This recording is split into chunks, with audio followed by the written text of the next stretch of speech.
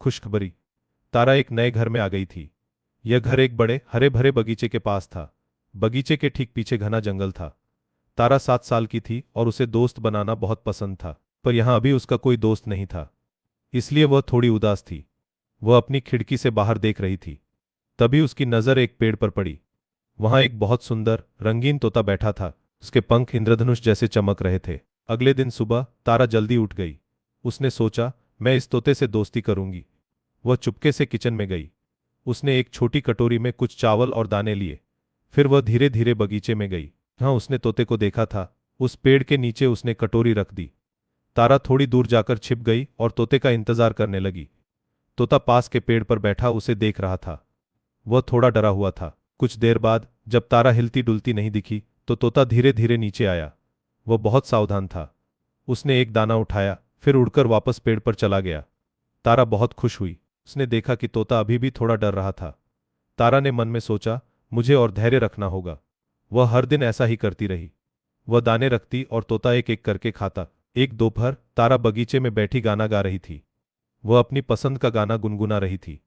उसकी आवाज बहुत प्यारी थी। तोता पास के पेड़ पर बैठा था। वह तारा को ध्यान से सुन रहा था। जब तारा ने गाना खत्म किया तो तोता ने एक छोटी सी मीठी आवाज निकाली, टूट टूट। तारा हैरान रह गई। क्या तुमने अभी बोला? उसने खुश होकर पूछा। तोते ने फिर से टूट टूट कहा। तारा ने उसे मिट्ठू नाम दे दिया। एक दिन अचानक बहुत तेज हवा चलने लगी। आसमान में काले बादल छा गए। बिजली चमकने लगी और गरजने लगी। मिट्ठू का घोंसला एक पेड़ की सबसे ऊंची डाली पर था। हवा से घोंसला हिलने लगा। तारा ने देखा कि मिट्ठू बहुत डर गया था। वह अपनी जगह से हिल नहीं पा रहा था। घोंसला डगमगा रहा था। तारा जानती थी कि उसे कुछ करना होगा। तेज हवा और बारिश के बीच तारा बिना डरे बाहर भागी। उसने एक मजबूत टोकरी ली। वह सावधानी से उस पेड़ के पास गई जहां मिट्ठू का घोंसला था। तारा को पता था कि मिट्ठू और उसके अंडे खतरे में हैं। उसने हिम्मत करके टोकरी को घोंसले के नीचे रखा। जैसे ही घोंसला गिरा, वह सीधे टोकरी में आ गया। मिट्ठू डरकर तारा के कंधे पर बैठ गया। तारा मिट्ठू और घोंसले को अपने घर ले आई। उसने घोंसले को एक सुरक्षित जगह पर रखा। मिट्ठू उसके पास ही बैठा रहा। तारा ने उसे सूखे दाने दिए। मिट्ठू ने आराम से दाने खाए। बारिश रुकने के बाद तारा ने घोंसले को वापस पेड़ पर रख दिया। पर इस बार मिट्ठू वापस जंगल में नहीं गया। वह तारा के पास ही रहा। उनकी दोस्ती अब और गहरी हो गई थी। अब मिट्ठू हर दिन तारा के घर आता था। वह तारा के कंधे पर बैठता और उससे बातें करने की कोशिश करता। मिट्ठू ने तारा का नाम कहना भी सीख लिया था, तारा। तारा तारा उसे नए नए शब्द सिखाती। वो उसे अपने बगीचे के फूलों के नाम बताती, पेड़ों के नाम बताती। मिट्ठू ध्यान से सुनता और फिर उन्हें दोहराने की कोशिश करता। तारा और मिट्ठू का बगीचा अब हंसी खुशी और चहचहाट से भरा रहता था। एक दिन तारा के कुछ नए दोस्त उससे मिलने आए।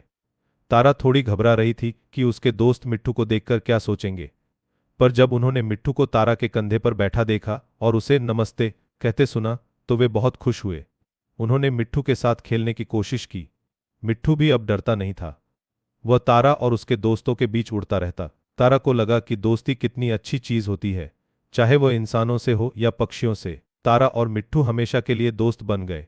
मिट्ठू ने तारा को सिखाया कि प्रकृति कितनी सुंदर होती है और तारा ने मिट्ठू को सिखाया कि दोस्ती में कितना प्यार होता है। वे दोनों एक दूसरे के सबसे अच्छे साथी बन गए।